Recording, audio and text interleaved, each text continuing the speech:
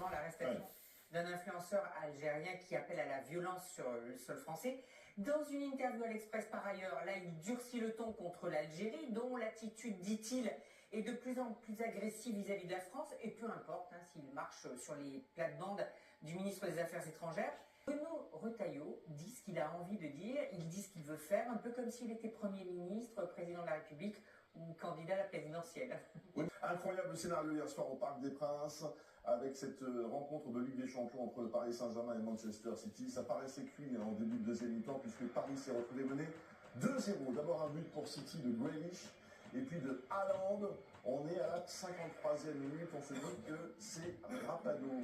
Et puis, regardez, c'est reparti pour Paris qui va commencer son incroyable remontada.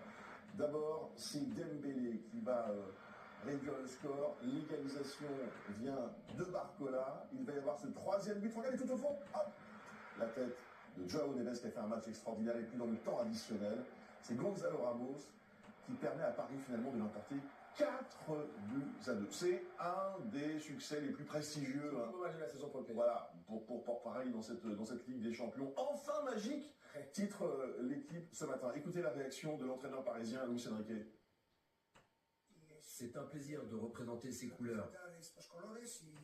Aujourd'hui, je pense que nous avons réussi à remonter la pente au cours d'une très belle deuxième mi-temps, qui reflète parfaitement la mentalité de nos supporters, c'est-à-dire savoir se battre jusqu'au bout et ne jamais cesser de croire que tout est possible.